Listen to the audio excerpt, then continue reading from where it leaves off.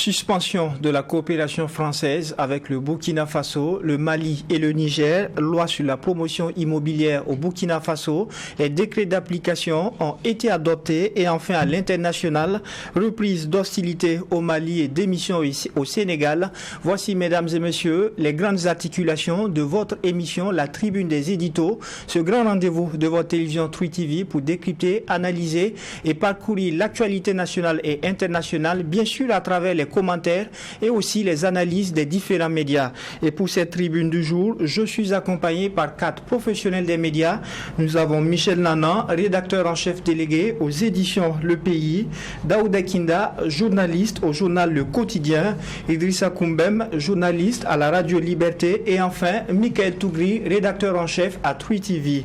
Tout porte à croire que l'on est visiblement en train de s'acheminer vers une suspension de la coopération française au Mali, au Burkina Faso et aussi au Niger, 3 pays qui ont récemment enfourché la trompette de leur souveraineté. Et Michel Nana, déjà, on a appris que au niveau du Burkina Faso, on a décidé de retirer l'agrément de l'attaché de défense près de l'ambassade de France au Burkina Faso pour activité subversive. Qu'est-ce que vous en pensez? Oui, c'est un communiqué qui vient de tomber.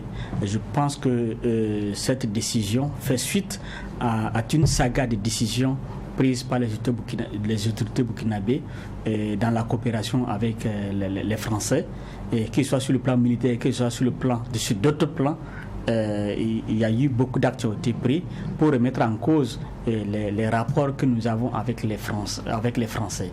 Je pense aussi que de l'autre côté, les Français aussi sont en train de prendre des décisions. Qu'est-ce que j'en pense? C'est que nous sommes dans l'escalade totale. Jusqu'où va aller cette escalade-là? C'est la question que je me pose aujourd'hui. D'accord, le Daouda Kinda, il l'a dit, c'est une escalade à laquelle on assiste ces temps-ci avec l'attaché de défense près de l'ambassade de France qui a vu son agrément retiré par le Burkina. Oui, c'est vrai, c'est une escalade. Je voudrais d'abord rappeler qu'un attaché de défense, c'est d'abord un expert militaire qui fait partie d'une mission diplomatique. Donc il est habilité à traiter toutes les questions liées, toutes les questions militaires de défense avec le pays pour lequel où il a été envoyé comme attaché militaire. Et étant donné naturellement que le Burkina Faso et la France ils n'ont plus de coopération sur le plan militaire. Donc ce bureau militaire à Ouagadougou là, qui est chapeauté par l'attaché de défense là, n'a en réalité plus sa raison d'être, puisqu'il n'y a plus de coopération côté militaire. Donc les présences, ça devient beaucoup plus, je ne sais pas, peut-être pour la forme, mais là, dans le communiqué qui nous est parvenu, c'est qu'on retire l'agrément pour activité subversive. Qu'est-ce qu'on met dans l'activité subversive? Qu'est-ce que cet attaché de défense-là a pu mener comme action pour mériter quand même qu'on retire son agrément? Il n'y a pas de détails, mais on s'est dit que c'est certainement des actions qui vont nuire à la sécurité intérieure du pays, qui vont nuire aux intérêts du Burkina. Et en toute légitimité, le Burkina Faso a le droit de retirer son agrément. Et je constate aussi que, parce qu'il y a la réciprocité qui est là, la France va vouloir appliquer la réciprocité et le Burkina Faso a anticipé et fermer aussi son bureau militaire, parce que nous aussi, le Burkina Faso aussi a un bureau militaire, un attaché de défense à Paris. Donc on retire, on ferme le bureau militaire du Burkina Faso à Paris et on ferme le bureau et l'attaché de défense aussi va rentrer au pays. Mais comme je ne sais pas comment il va faire pour avoir un visa pour venir, comme on a suspendu la délivrance des visas, à moins qu'on trouve d'autres parades pour permettre à ce bureau militaire-là de rentrer. Je ne sais pas quel jeu de jambes on va adopter pour permettre à ces derniers-là de rentrer, mais le Burkina Faso, ce que je retiens, c'est que le Burkina aussi a anticipé, et dans le cadre de la réciprocité, qu'est-ce que la France va faire? Bon, on attend de voir ce que ça va donner. Alors, Idrissa Koumbem, ces derniers jours, on a assisté à tellement d'informations, de contre-vérités en lien avec la suspension de la coopération française avec les 3 pays. Finalement, quelle est la bonne information selon vous? Y a-t-il suspension ou pas? Alors, je crois que l'information qui est ici en débat, peut-être, c'est sur la coopération culturelle, où on avait vu un communiqué, et je crois que le média RFI avait relayé ça également, comme quoi les artistes des pays du Burkina, Mali et du Niger ne pourront pas prester, voilà, en France et autres, mais c'est une information qui a été démentie par le Quai d'Orsay dans la soirée d'hier, comme quoi cette décision n'a jamais été prise et que la décision qui était en vigueur était celle de la suspension des visas et autres. Bon, dans l'un et dans l'autre, c'est une suite logique comme les uns et les autres l'ont dit, parce que vous vous souviendra que depuis un certain temps, surtout avec les pouvoirs militaires qu'on a connus dans ces trois pays, le torchon brûlait, ou sinon que ça brûle toujours entre la France et ces pouvoirs, ces pays, et donc il y a toute une bactérie de mesures qui avaient été prises sur le plan économique, diplomatique et autres. Donc pour cela, on attend de voir la suite des choses, surtout qu'avec le dernier communiqué également, il n'y a pas de clarification comme Kinda venait de le rappeler. On attend de voir si ce sont vraiment des accusations qui sont fondées et qu'est-ce qu'on doit faire pour la suite en fait. Alors finalement, Michael Toubli, quelle est votre compréhension par rapport à tout ce que se dit? Il y a des confusions en termes de suspension de coopération ou pas. Quel est votre avis? Non, moi je pense qu'il n'y a pas de confusion. Lorsqu'on prend la suspension peut-être au niveau culturel, c'est clair. Ça veut dire que c'est parce qu'on a parlé peut-être des activités culturelles, sinon ça veut dire tout simplement, si vous êtes citoyen burkinabé et que vous voulez aller en France, si vous n'avez pas de visa, ça veut dire que si vous n'avez pas eu de visa au préalable, vous ne pourrez pas partir. Que vous soyez artiste, que vous ne soyez pas artiste, vous ne pourrez pas partir. Ça veut dire que si vous êtes un artiste et que vous avez un visa, que vous avez eu le visa avant, vous pouvez continuer à partir peut-être. Mais si vous êtes un citoyen, peut-être un artiste aujourd'hui, que vous voulez partir en France, il faut aller demander le visa, alors qu'on ne délivre plus de visa. Comment vous faites? Donc vous ne pouvez pas partir. Sinon, ceux qui ont des visas peuvent partir. Même lorsque vous prenez le communiqué, il y a un autre communiqué dans le domaine de l'enseignement, c'est la même chose. On parle des recherches dans le domaine de l'enseignement, des enseignants qui ne peuvent pas aller peut-être donner des cours en France, qui ne peuvent pas aller faire des séminaires, même des boursiers, peut-être qu'il y a des bourses de l'État burkinabé ou de l'État français qui ne peuvent pas partir parce qu'ils n'ont pas de visa. Le problème, c'est au niveau des visas. Si vous aviez un visa valable, vous pouvez partir en France. Mais tant que vous n'avez pas de visa, je ne sais pas par quelle gymnastique vous allez vous retrouver du côté de l'Hexagone. C'est toute cette difficulté-là. Mais comme vous comprenez bien les Français, ce sont des jeux de mots. Ils trouvent un peu la parade pour glisser. Tant que vous ne lisez pas bien, vous n'allez pas comprendre. Vous allez penser que tout est suspendu. Non, tout n'est pas suspendu. Il faut avoir juste un visa avant la date de la suspension. Dès que vous avez le visa, vous pouvez engager des démarches, peut-être aller chercher un vol peut-être hors du pays, peut-être pour vous rendre en France et mener vos activités peut-être culturelles ou académiques librement. D'accord. Alors, Michel Nana, finalement, quel est votre avis sur cette mesure de suspension de la coopération culturelle dont on parle et au-delà? Je veux d'abord dire que la coopération entre le Burkina Faso et la France, elle est basée sur des conditions que tout le monde respectait jusqu'à un certain niveau. Si aujourd'hui, ni la France, ni le Burkina Faso, personne n'est capable de respecter ses engagements vis-à-vis de cette coopération-là, c'est fait normal qu'on remette les choses autrement. Je n'ai pas à penser personnellement d'une manière ou d'une autre, mais je veux dire que c'est l'évolution normale des relations entre les deux pays là ces derniers mois. Et il n'y a pas de suspension possible. Hein. Les choses sont claires. Et Mika le disait, sur le plan de la coopération universitaire, les choses sont claires. Ça n'existe plus jusqu'à un certain niveau. Sur le plan, par exemple, des financements, des projets, des programmes au niveau de Burkina Faso et financés au niveau de la France, c'est suspendu, totalement suspendu. Donc, je crois que le moment est arrivé pour que chacun s'assume, notamment nous les Burkinabés, parce que je crois que c'est nous qui avons donné le temps en prenant en compte l'analyse de la situation dans notre pays depuis quelques années. Donc, comme c'est nous qui avons donné le temps, nous avons pris des décisions et les Français ont pris des mesures de rétorsion. Ça, nous assumons jusqu'au bout. C'est ça l'essentiel. Quand vous parlez de s'assumer, jusqu'où peuvent aller les Burkinabés pour s'assumer justement? Si, par exemple, sur le plan de la coopération, de coopération universitaire, si on ne peut plus avoir, par exemple, des financements des Français, il faut que nous puissions nous assumer en finançant nos propres recherches, en finançant nos propres études. Et en termes de projets de développement, s'il y a des Français qui nous finançaient et que maintenant ils sont plus disposés à nous financer, si nous pensons que ces projets sont pertinents, c'est à nous de trouver les moyens pour les financer. C'est ce que je veux dire. Alors, Daouda Kinda, Michel Nana dit qu'il faut s'assumer par rapport à ce qui se passe. Quel est votre avis? Oui, il faut clairement s'assumer. Vous savez que la France a suspendu son aide au développement et puis l'appui budgétaire depuis le 6 août. Donc, toutes les mesures que nous constatons, ça et là, ce n'est qu'une déclinaison de cette suspension-là. Vous allez voir que dans tous les domaines à Paris, on va instruire par exemple le ministère de l'éducation à Paris de suspendre son aide dans un certain nombre de domaines. C'est ce qui s'est passé aussi au niveau culturel avec le communiqué qu'on voit. On dit qu'on a suspendu la coopération culturelle dans tous les domaines.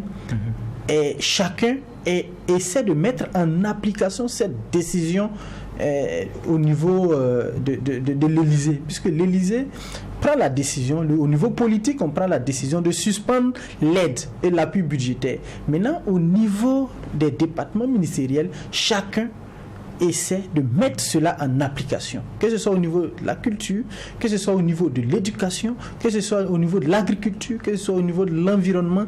Tous les départements ministériels vont mettre en application cette décision politique-là. Et comme mes prédécesseurs l'ont rappelé, c'est parce que la coopération entre les deux pays-là n'est plus au beau fixe.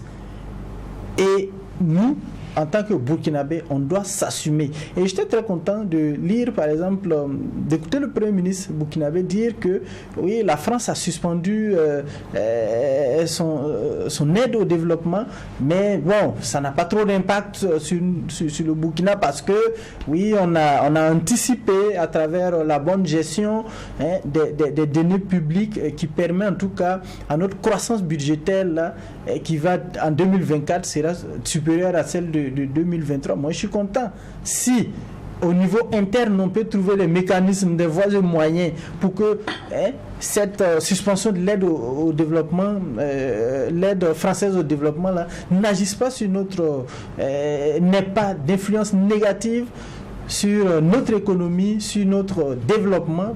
Moi, je suis preneur, mais il faut que notre souveraineté là, on l'assume pleinement et qu'on ne crie pas plus tard que oui, la France a suspendu et bon, ça a un impact, ça et là. Non, il faut qu'on s'assume, on l'a fait et toutes les voies et les moyens doivent être explorés. Au-delà on a vu avec l'Agence pour la promotion de l'entrepreneuriat communautaire qui va permettre de financer un certain nombre d'entreprises. Et il faut que, de la même façon, au niveau de l'éducation, au niveau de l'environnement, tous les projets qui étaient financés par la France, mais qui n'existent plus, on ne peut plus mettre ça en stand-by. Il faut trouver des financements ailleurs. Mais je serais très ravi que ces financements-là, c'est au niveau endogène et que ça n'ait pas beaucoup d'impact. Alors, Michael Touglé, on parle du Burkina. Le Burkina n'est pas le seul pays touché. Il y a le Mali, il y a le Niger. Qu'est-ce qui peut expliquer cela? Non, mais lorsque vous lisez le communiqué, notamment sur celui du ministère de l'Enseignement supérieur et de la Recherche français, on vous parle de valeurs. Vous lisez vers la fin. Ils disent qu'ils ne partagent plus les mêmes valeurs que ces trois pays. Ils disent qu'il y a problème de confiance, il y a manque de confiance. Les valeurs, c'est quoi pour les Européens? C'est la démocratie, c'est les questions des droits de l'homme, c'est bien d'autres choses. Mais lorsque vous regardez aujourd'hui, que ce soit le Burkina, que ce soit le Mali, que ce soit le Niger, est-ce que nous partageons ces valeurs, ces mêmes valeurs que la France? Parce que ce sont des pays qui ont des principes. Ce ne sont pas les seuls pays dont la démocratie a pris un coup. Non, je parle de la France, de la relation entre la France et ces trois pays. Dès que vous dérogez à ces principes-là, vous allez voir que vous ne serez plus en odeur de sainteté avec ces pays-là. Lorsque vous allez prendre le Niger, vous voyez, jusqu'à présent, la France dit ne pas reconnaître les nouvelles autorités. Vous voyez, aujourd'hui, au Mali, ça ne va pas. Au Burkina Faso, ça ne va pas. Et vous allez voir, il y aura encore des accords qui seront dénoncés dans les jours à venir par les autorités burkinabées. Il y aura des décisions qui seront prises du côté de Paris. Parce qu'aujourd'hui, ce que la France joue, si la France est en train de voir dans la zone sahélienne, la France ne veut pas perdre un certain nombre de pays. Et la France aussi ne veut pas aussi l'effet de contagion envers d'autres pays. C'est ce que la France veut arrêter. Donc, ces valeurs-là, il faut que nous aussi, on arrive à un certain moment à définir nos valeurs. Aujourd'hui, lorsque vous prenez la transition, peut-être la transition sous le lieutenant-colonel Damiba, on avait ce qu'on appelle une charte de valeurs. Mais aujourd'hui, lorsque vous prenez la transition sous IB, est-ce qu'on vous parle de cette charte de valeurs? Je ne sais pas si elle fait partie même de choses, de trucs.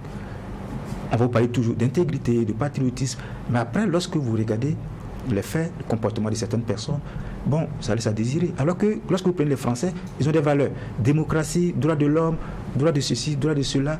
Dès que vous ne respectez pas, c'est fini. Mais chez nous, est-ce qu'on a ces principes? C'est juste le pays des hommes intègres. Et puis bon, ça aussi. Alors, Idriss Koumbem, une fois de plus, on assiste à du 2 poids 2 mesures. Le Mali, le Burkina et le Niger qui sont frappés. Mais à côté, il y a des pays également qui ont dérogé au principe démocratique.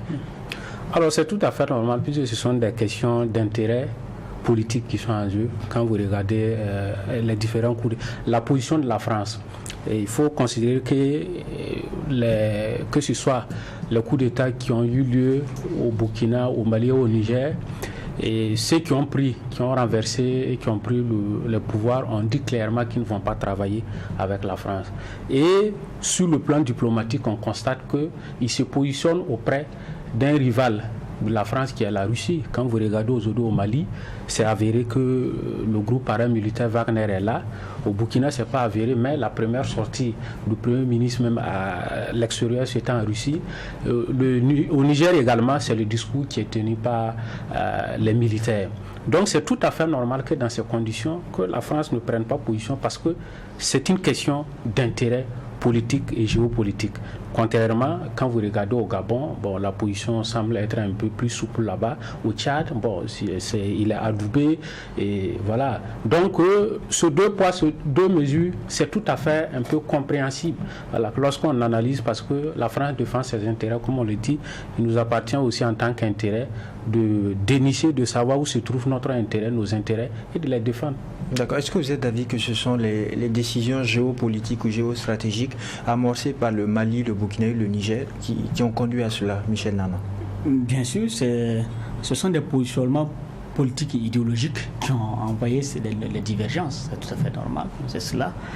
Moi, c'est surtout, je déplore les conditions dans lesquelles cette remise en cause des conditions de partenariat et de collaboration sont remises en cause avec les Français et bien d'autres partenaires.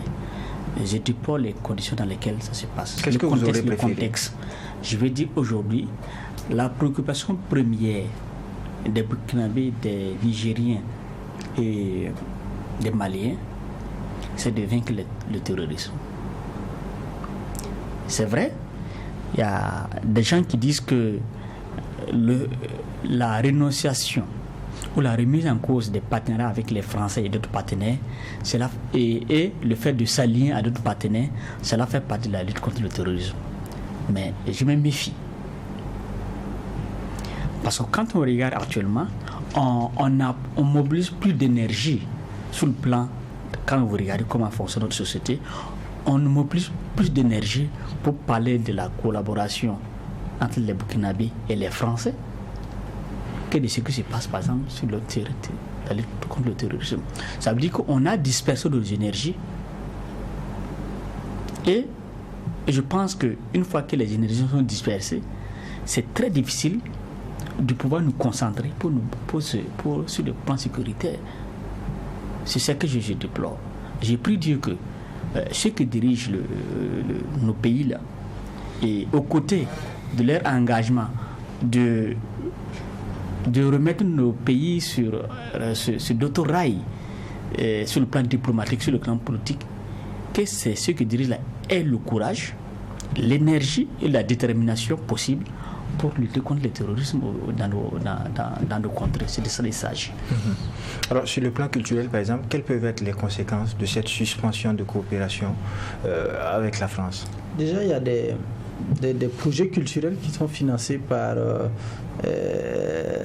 dans les ambassades, par la France. Ils ont un ministère de la culture qui finance un certain nombre de projets culturels dans nos pays, et c'est sûr que ça ne va plus exister pour le moment en tout cas. Et il y avait les échanges culturels entre les différents pays, le Burkina Faso qui envoyait des artistes, des peintres et autres en France pour des stages, pour des résidences culturelles. Tout ça c'est suspendu.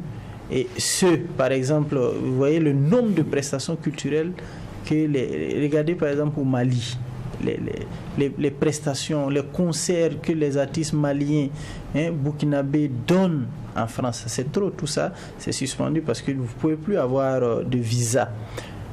Quand je lis un peu un des communiqués en tout cas publiés au cours de la semaine, on dit que ceux par exemple qui ont déjà le visa français, peuvent faire des prestations. Ceux aussi qui sont déjà là-bas, ils peuvent aussi faire des prestations. Aucune scène n'est interdite à ce stade-là à des artistes ressortissants de ces trois pays-là, pourvu que vous remplissez les conditions. Mais remplir les conditions, c'est à obtenir, quand tu n'es pas là-bas, obtenir le visa pour pouvoir même d'abord effectuer le déplacement. Si tu n'as pas le visa, comment est-ce que tu vas t'y rendre? C'est très compliqué. Ceux aussi qui sont déjà sur place, il n'y a pas de problème. Sinon, si tu es déjà artiste ressortissant de ces trois pays-là et que tu es déjà sur place, tu peux avoir des programmations artistiques et puis faire tes prestations. Ceux qui sont dans le théâtre aussi, ils ont leur scène. Ceux qui sont dans le domaine de la peinture, des autres arts aussi, ils peuvent avoir toute la latitude de faire de mener leurs activités sans difficulté. Mais le problème véritablement pour le monde culturel actuellement, c'est d'obtenir le visa. Ça, c'est suspendu. Ceux qui ne sont pas là-bas, en tout cas, il faut attendre le rétablissement de cette mesure-là pour pouvoir espérer. Mais jusqu'à quand? That is the question. Alors Idriss Koumbem, il parle un peu des conséquences qu'il peut y avoir à travers ces mesures de suspension de coopération, notamment sur le plan culturel. Il termine en disant on verra jusqu'où est-ce qu'il faudra attendre. Finalement, est-ce qu'il faut attendre? Est-ce qu'il ne faut pas plutôt trouver des mesures palliatives? Alors ça rebondit en même temps à ce que Michel Nana disait tout de suite. C'est les conditions dans lesquelles on dénonce tous ces accords-là. Voilà. On est tous d'accord que quand on fait l'analyse, on s'accorde à dire que le Burkina Faso était sous domination de la France sur les accords sur le plan culturel, militaire, économique et autres. C'est d'accord. Et comment on fait maintenant pour parvenir à prendre notre souveraineté? C'est la question sur laquelle moi je trouve que les conditions de la manière dont on mène là n'est pas peut-être juste ou sur la bonne voie. Avoir la souveraineté, c'est pas à coup de slogan ou à coup de déclaration sur des communiqués du jour au lendemain, mais ça se comprend aussi parce que le discours anti-français mobilise. C'est ce que les gens ont utilisé dès le début pour mobiliser les gens aux premières heures du coup d'État. Donc il fallait continuer dans cette logique-là. Donc vous allez remarquer qu'à tout moment, on sort des accords qu'on dénonce, mais dans le fond, qu'est-ce qu'on fait pour se substituer à ces accords qui nous opprimaient là? C'est ça, moi, je ne vois pas en fait. Par exemple, sur le plan de l'enseignement, voilà, il est avéré que beaucoup de nos intellectuels, même ceux qui dénoncent, beaucoup ont fait les études en France, parce qu'ils trouvaient qu'il y avait des conditions plus mieux par rapport à ce que nous connaissons dans nos universités ici au Burkina. C'est vrai qu'on dénonce, il ne faut pas être fier de son statut, de dominer, il faut trouver d'autres moyens. Mais on dénonce et on est là aussi, on dit non, c'est la résilience, il faut aller. Ça ne peut pas continuer comme ça. Si on dénonce, il faut trouver une solution propre qui amène les gens à espérer. On ne peut pas dire que non, on laisse mais on ne propose pas quelque chose de substantiel sur le terrain. Sur le plan de l'éducation, par exemple, qu'est-ce que vous proposez, vous? Déjà, c'est avec ce que nous voyons et les réalités des universités publiques. Si nous allons nous étaler dessus, ça va être, on parle des problèmes, je vais partir des problèmes que je connais des universités publiques et puis les propositions. Prenez par exemple un étudiant qui vient pour faire une licence ici, il fait 6 ans. Quand on demande c'est quoi? Problème d'infrastructure, problème d'enseignants. Et en même temps, vous regardez au niveau de la recherche également, comment tous nos grands chercheurs qui sont par exemple au CNRST, même les encadreurs, les enseignants, dans quelles conditions ils travaillent. Voilà. Vous ne pouvez pas avoir un amphi qui prend peut-être 200 personnes et vous avez une population étudiantine estimée à 1000 à 2000. On ne sait pas comment les gens font les cours. Donc il faut construire, il faut recruter. Voilà. Donc ce sont des cas comme ça qui n'existent pas. Malheureusement, depuis les années 1990, avec le programme d'ajustement structurel, l'État a démissionné sur ce plan. L'État ne construit plus d'universités, construit plus d'écoles ni de lycées. Et au niveau de la santé... Oui. Non, il y a toujours des constructions, des réalisations, des inaugurations. C'est des inaugurations, mais comparé au privé. Prenez le nombre d'universités publiques au Burkina et le nombre d'universités privées. Et vous imaginez s'il n'y avait pas le privé et que l'État allait investir dans l'enseignement. C'est ça le problème. Vous voyez tout récemment, dernièrement, le communiqué qui sort qu'on ne peut pas faire les doctorats dans le privé. Tout ça, c'est parce que l'État a démissionné. L'État ne s'investit pas assez dans la formation des étudiants, je veux dire de la ressource humaine. Et c'est ça qui cause problème en fait. Voilà. Alors, Michael Tougré, est-ce que finalement il ne faudrait pas comprendre que la souveraineté tant réclamée a un coût? Oui, évidemment, cette souveraineté a un coût. Et il faut être prêt à supporter toutes les conséquences. Parce que même lorsque vous prenez ces pays où peut-être nos étudiants veulent aller étudier, ces pays, lorsque vous prenez dans leur passé, mais ils ont dû supporter un certain nombre de choses. Ils ont dû s'affranchir. Donc, s'il y a des suspensions, il faut que le Burkina Faso s'assume. Il faut qu'on trouve des voies et moyens. Ça ne sera pas facile, mais il faut s'assumer. Et c'est la trajectoire que je pense que le capitaine Ibrahim Traoré a prise. Il faut s'assumer. Ça sera difficile. Je ne sais pas comment on va sortir de là, parce que lorsque vous regardez, par exemple, dans le domaine de l'enseignement, il y a certaines personnes qui ont obtenu des bourses, ou bien il y a certains parents qui ont cotisé de l'argent et qui ont payé la formation de leurs enfants dans les universités en France. Ce n'est pas de bourse de l'État. C'est juste qu'ils attendaient le visa pour partir. Tout ça, c'est suspendu. Ou peut-être c'est remis jusqu'à ce que ça se règle. La situation se règle. Mais comment on fait avec tout ça? Même nos parents artistes. Mais il y a des gens qui ne peuvent pas faire 2 semaines au Burkina, qui sont tout le temps partis. C'est vrai qu'ils ne font pas beaucoup de bruit sur ce qu'ils font, mais les ressources qu'ils rapatrient au Burkina Faso, c'est énorme. Rien que pour prendre en charge leur famille, c'est déjà bon. Mais si on suspend tout ça, est-ce que ça ne crée pas encore beaucoup plus de frustration de leur côté? Mais je pense que c'est beaucoup plus simple. L'État burkinabé comme l'État français, il faut s'asseoir. Toute cette bagarre finira autour d'une table. Il faut s'asseoir, il faut discuter, il faut revoir les accords, ce qui nous arrange, et puis on avance. Dénoncer, c'est bien, mais après, qu'est-ce qu'on fait? Comme Koumbem me disait, prenez l'université de Ouaga, prenez peut-être l'université de Bobo, l'université de Waïguya. Par exemple, prenez une université comme Bobo. Avant, vous n'entendez pas de grève à l'université de Bobo.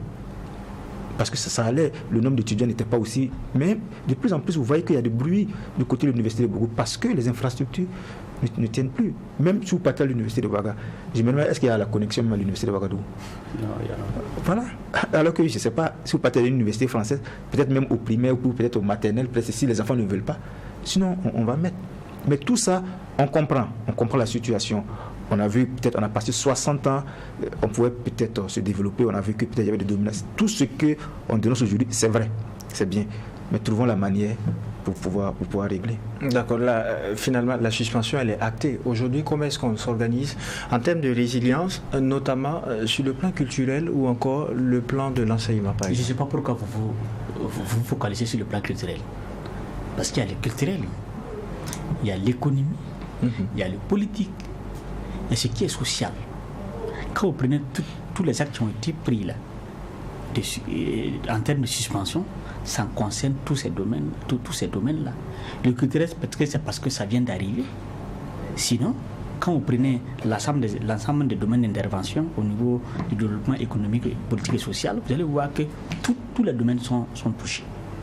La question que je me pose aujourd'hui, est-ce que d'abord, au niveau de l'État, lorsqu'on a fait le point des conséquences qui seront induites par ces suspensions-là. Et si on l'a fait, on ne l'a pas fait, je suppose qu'on l'a fait, qu'on a fait le point, quelles sont les mesures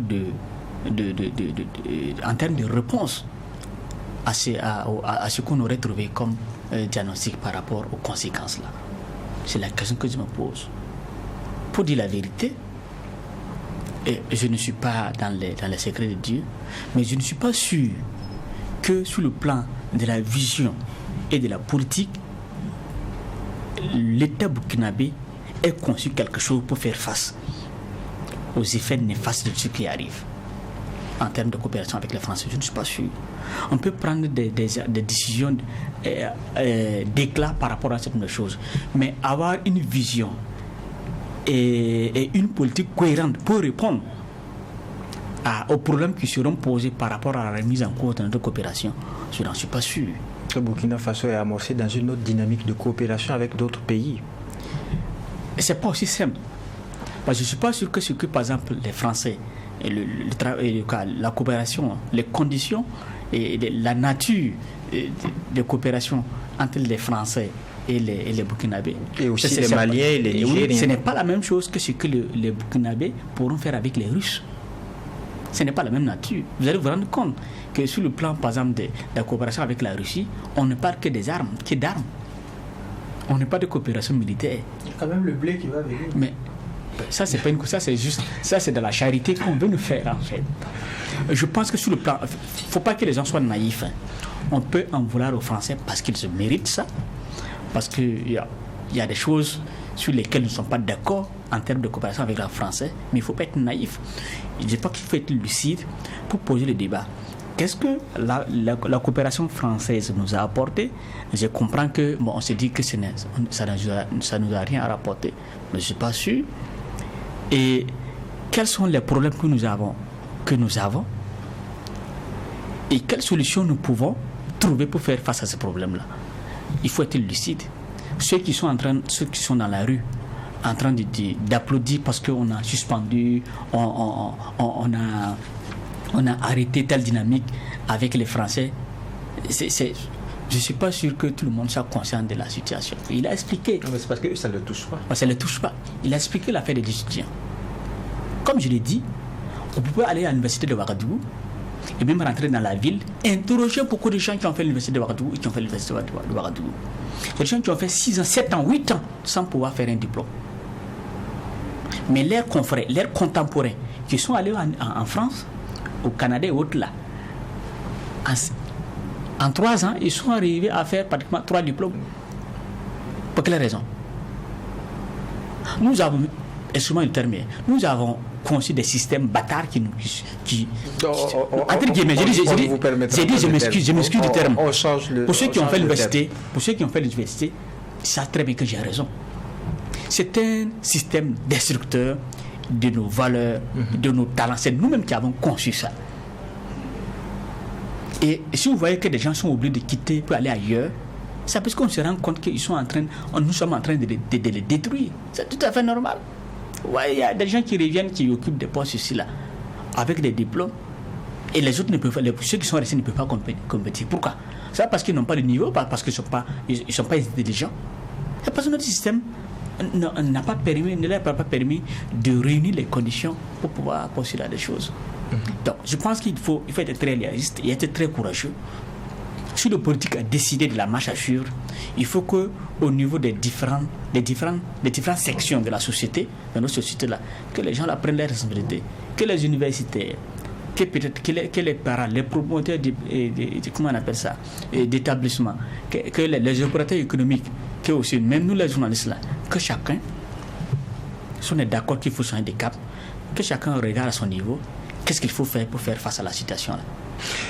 Et nous passons du même coup au deuxième sujet. Pour cette tribune, loi sur la promotion immobilière au Burkina, les décrets d'application ont finalement été adoptés en Conseil des ministres. Idrissa Koumbem, désormais, il faut déposer un montant de 250 millions de francs CFA pour postuler à l'agrément. Qu'est-ce que vous en pensez? Oui, c'est déjà bien parce que ça va permettre de mettre de l'ordre un peu dans le milieu, parce qu'il y avait des gens qui sortaient. Bon, il n'a même pas de bureau, tout son bureau se résume à son sac qu'il transporte et il se dit promoteur immobilier, il part dans les villages, il s'entend avec les propriétaires terriens, il s'accapare et il morcelle pour revendre.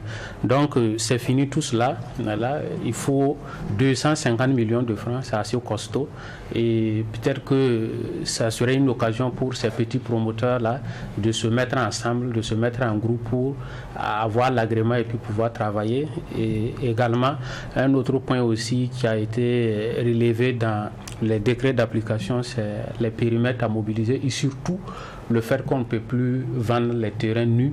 Il faut construire tout ça et c'est ce que le décret dit, mais l'appréciation que j'ai particulièrement de ça, il vous souviendra que je crois que c'est courant mars, on avait fait le débat où je disais que voilà, véritablement sur la question foncière, on tourne autour du pot. Voilà, on tourne, même cette loi, ça va recadrer. Mais un peu, je vais m'excuser du terme, mais la merde que les autres avaient commis, les autres propriétaires, les promoteurs immobiliers ont fait les années antérieures. Qu'est-ce qu'on fait? Et le ministère avait fait, ils ont présenté au cours d'une conférence de presse qu'il y avait plus de 30 000 hectares que les autres avaient payés les années antérieures. Qu'est-ce qu'on fait? Alors, si on ne peut pas retirer tout ça et qu'on doit laisser continuer, même les 5 hectares, c'est où vous allez aller mobiliser ça même. Surtout qu'on dit que maintenant au niveau des zones rurales, ce n'est pas possible. Alors que si on prend 30 000 hectares autour des environs de Ouagadougou, on se retrouve en milieu rural. Donc c'est donc dire que la loi, c'est déjà bien. Mais il faut encore des mesures plus courageuses et audacieuses pour se pencher sur la question de ce qui avait été et le passif qui est là. Si on ne résout pas ce problème, ça sera peine perdue. Alors, Daouda Akindé, on parle de 250 millions de francs CFA à déposer pour espérer avoir l'agrément. Qu'est-ce que vous en pensez? Je pense que c'est déjà bien. Ça va permettre d'assainir ce milieu-là. On l'a toujours dit que la question foncière, c'est une bombe à retardement et qu'il fallait trouver des mesures pour limiter un peu les effets de cette situation-là. Donc, la nouvelle loi qui avait été adoptée, je ne sais pas c'était en quel mois déjà, qui avait été adoptée là, permet de recadrer. Et ces décrets d'application-là viennent préciser, en tout cas, beaucoup de choses. Mais ce que moi je retiens beaucoup plus, ce n'est pas forcément les 250 millions. Les 250 millions, ça va permettre de faire disparaître les promoteurs immobiliers qui se promènent avec les petits sacoches là et qui partent escroquer les villageois. Ils mobilisent les terres et puis ils savent même pas, même pour le cadastre même, ils n'arrivent même pas à le faire, à borner même certains, ils n'arrivent même pas à borner. Donc ça va permettre de faire disparaître ces derniers-là. Mais mon problème c'est surtout le cahier des charges. Il faudra que ceux qui vont avoir l'agrément, ils puissent respecter le cahier des charges. Quand on mobilise des terres pour pouvoir faire un aménagement, pour pouvoir faire une promotion immobilière, il faudra véritablement que quand on va venir constater qu'on se rende compte vraiment que c'est de la promotion immobilière qui a été faite.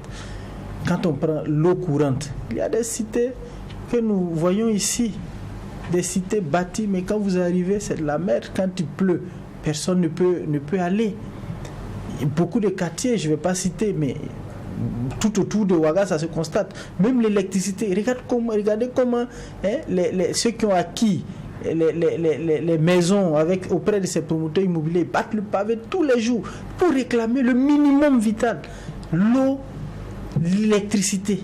Rien que ça, c'est tout un problème. Il n'y a même pas, même les 6 mètres. On n'arrive même pas à bitumer. Combien de promoteurs immobiliers ont bitumé les 6 mètres dans leur cité? Ça n'existe pratiquement pas. Ils ne sont pas nombreux en tout cas. Donc il faudrait que les cahiers de charges là soient respectés. Et je crois savoir que les 250 millions là vont permettre seront réinjectés pour l'aménagement des terres qu'ils vont acquérir là. Donc, par exemple, au niveau pour tracer les voies, pour l'électricité, pour l'eau et bien d'autres choses. Ce n'est pas de l'argent qu'on va prendre déposer comme ça, mais ça va servir à aménager les terres. Et c'est déjà une très belle chose. Alors, Michael Tougri, au-delà des décrets d'application, il parle même du respect des cahiers de charges. Il y a les 250 millions à payer et on sait que la superficie est limitée à 5 hectares. Qu'est-ce que vous en pensez finalement? Non, il faut dire que pour moi, même les 250 millions, c'est petit. C'est petit. Disons, c'est petit. Parce que moi, j'estime que les 250 millions, c'est comme une caution. C'est juste une caution pour l'agrément. Au cas où ils ne vont pas respecter des choses, ils vont prendre peut-être pour réparer un peu des injustices. Peut-être qui parmi nous qui veut aller louer une maison ne donne pas de caution. Vous donnez des cautions. C'est cela, les 250 millions. Maintenant, ce qu'il faut comprendre, c'est que cette loi de 2023 qui est adoptée vient corriger des insuffisances de la loi de 2008. C'est là le problème. Lorsque vous prenez la loi de 2008, mais la loi de 2008, c'est une loi où les promoteurs immobiliers ont utilisé les faiblesses de la loi. C'est tout. On dit qu'ils n'ont pas mis l'eau ici, ils n'ont pas mis de goudron ici, mais ce n'est pas le rôle des promoteurs immobiliers de bitumer. Ça, c'est le rôle de l'État. Dans la loi de 2008, c'est l'État qui doit envoyer l'eau. C'est l'État qui doit envoyer l'électricité. C'est l'État qui doit aménager. Le promoteur immobilier, il a pour rôle de construire, c'est tout. Le reste, c'est l'État qui gère. Maintenant, quand vous prenez pour la loi de 2023, ça corrige beaucoup d'insuffisances. Parce que maintenant, on dit quoi? L'État ne veut plus de parcelles. L'État veut des maisons. C'est ce que l'État veut. Je te donne 5 hectares, au bout de 2, 3, 4 mois, je veux des maisons. C'est ce que je te demande. Là, ça va vite. Par contre, lorsque vous prenez la loi de 2008, on dit et ou promotion foncière. Donc, le gars, il choisit ce qu'il veut. Il fait la promotion foncière, il mobilise les terres, il parcelle, il vend, il construit 2, 3 maisons, et puis c'est bon. L'État ne peut pas le poursuivre. Maintenant, la loi de 2023, ça corrige beaucoup de choses.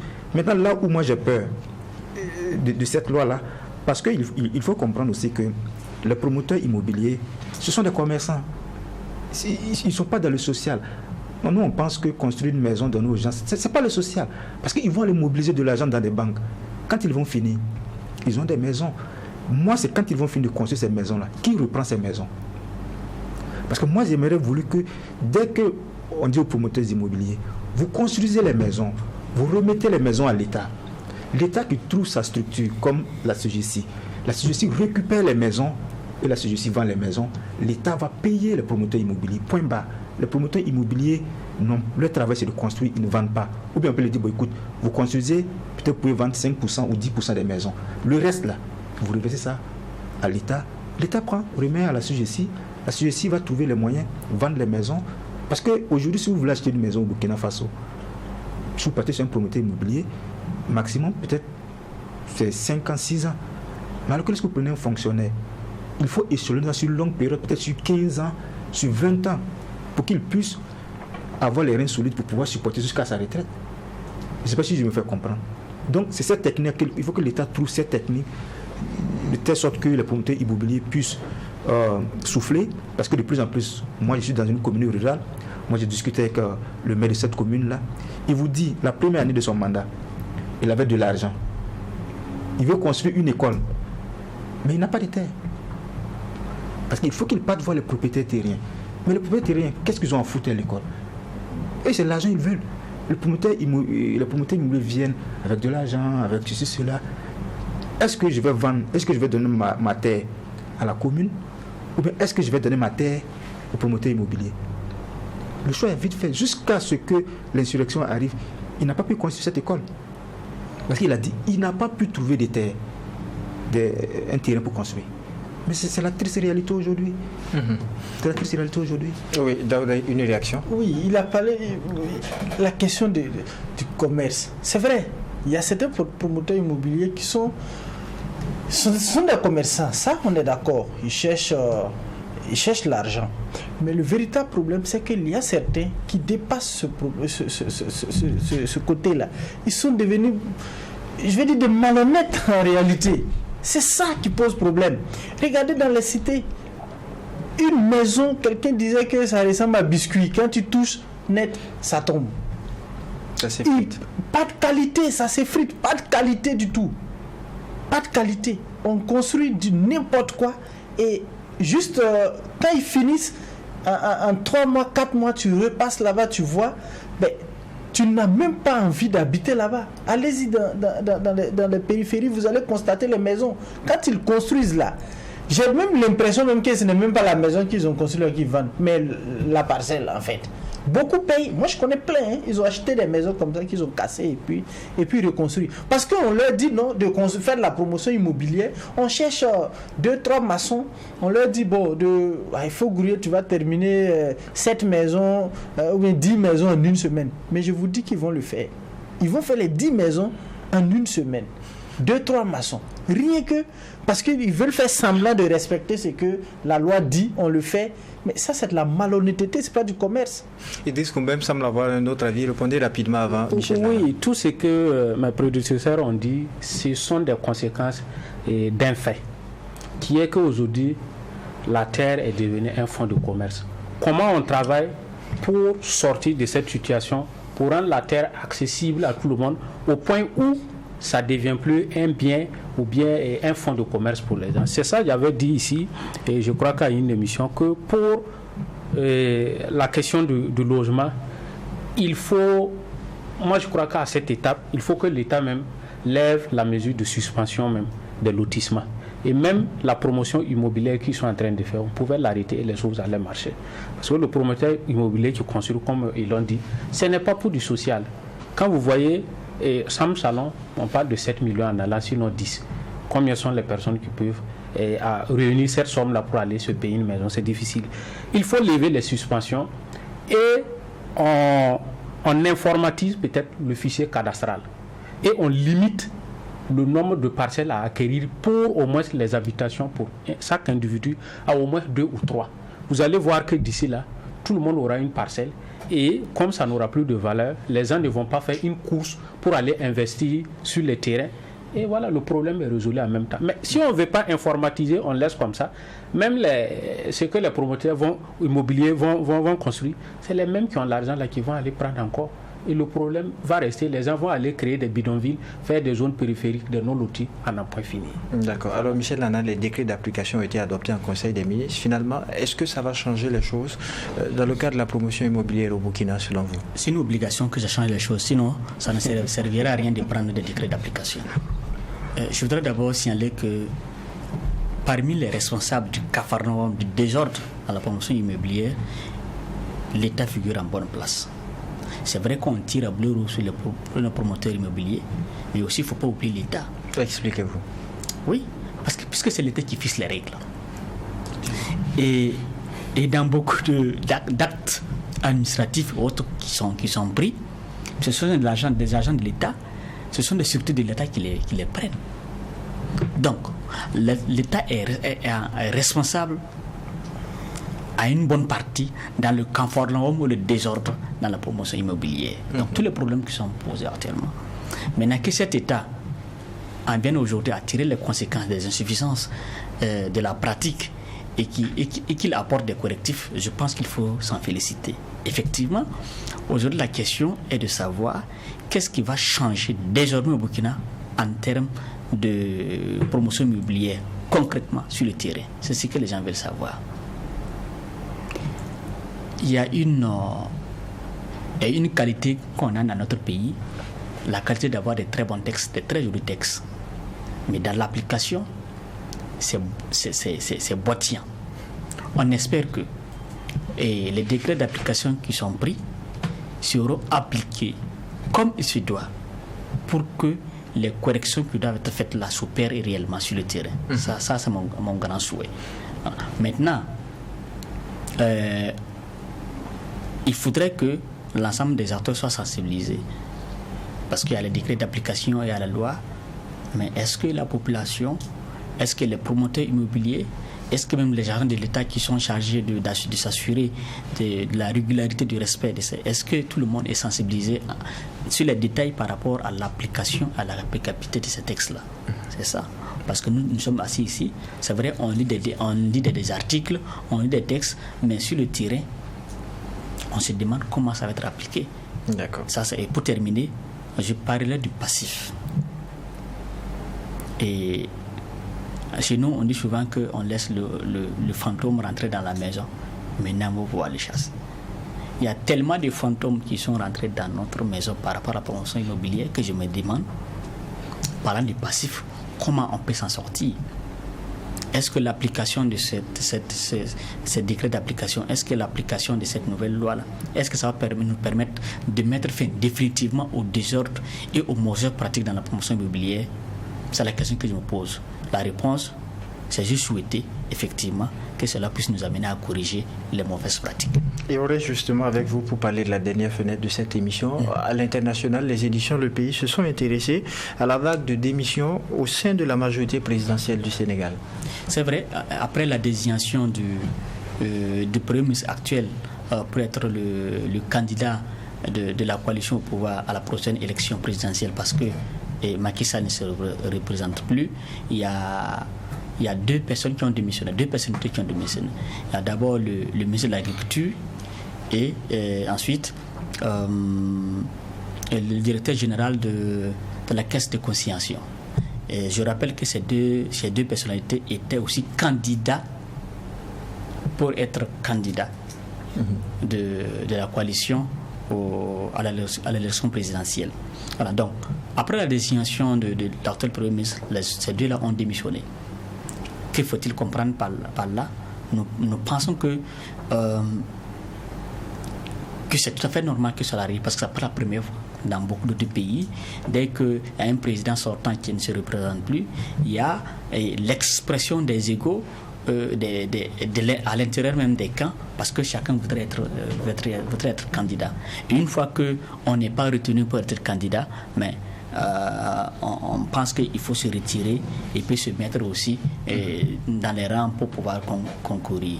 Et on se dit aussi que peut-être que la raison se trouve dans le fait que Macky Sall a pris beaucoup de temps avant d'annoncer qu'il ne sera pas candidat. Si par exemple, depuis le départ, depuis 9 mois, il avait dit qu'il n'allait pas être candidat, la coalition pouvait organiser dans une approche plus démocratique et citoyenne pour trouver un consensus autour d'un seul candidat. Maintenant, il reste juste quelques mois et puis il lui a été demandé en tant que président de choisir la personne qui va lui succéder. Et tout choix, c'est de l'arbitraire. Même si il a dit qu'il a fait la consultation, mais dans tous les cas, quand c'est le président lui-même qui choisit, ça cause problème. Et nous, on se dit que peut-être si on y prend garde, du moins, on craint que ces démissions-là inaugurent d'autres démissions qui vont déboucher sur l'implosion de la coalition. Et aux éditions Le Pays, vous êtes également intéressé au Mali, notamment avec les menaces de reprise d'hostilité entre les forces armées maliennes et la CMA. Ce n'est plus une menace parce que les deux camps se sont déjà affrontés, ils ont commencé des affrontements. Il y a eu des incidents qui ont eu lieu de part et d'autre, ça a été signalé, vous le savez déjà. Et pourquoi? Parce que entre la CMA et puis le pouvoir de Bamako, c'est une querelle autour des camps et laissés par la MINUSMA. Parce que les militaires maliens, les forces régulières, estiment que les camps laissés par la MINUSMA doivent être occupés par l'armée régulière. Et les gars de la CMA disent que non, parce qu'en acceptant que les militaires maliens occupent les camps laissés par la MINUSMA, ça leur permet de s'approcher de leur position. On ne sait pas comment ça va se passer. Donc, je crois que c'est de bonnes guerres et nous estimons qu'il faut éviter, de la part des Bamako et des groupes rebelles, que cet affrontement ait lieu. Parce que si cet affrontement ait lieu, couplé à la guerre que le Bamako mène avec le groupe terroriste, ça va être compliqué et pour le Mali et bien sûr pour nous autres, le Burkina Faso et le Niger, qui sommes aussi confrontés à la question de sécurité. Et on termine justement en 30 secondes avec votre dernier édito, notamment qui concerne le Gabon. 2 ans de transition. C'est vrai, lors d'une intervention médiatisée, je crois que c'est le dimanche passé, le Premier ministre a dit que 2 ans de transition, c'est une option rationnelle. Nous nous sommes demandé, est-ce qu'il parle au nom du président, au nom du général Brice qui est au pouvoir, ou bien il a juste fait une proposition. Alors, toujours est-il que nous avons dit qu'il faudrait que ces 2 gens-là, ces 2 ans, si c'est vraiment si c'est vraiment arrêté ainsi, nous estimons que les Gabonais doivent faire en sorte doivent faire en sorte à mettre à profit ces 2 ans-là pour mener la réflexion et la refondation nécessaire pour repartir de bons pieds après avoir été sous plus de 50 ans sur le coup de notre famille.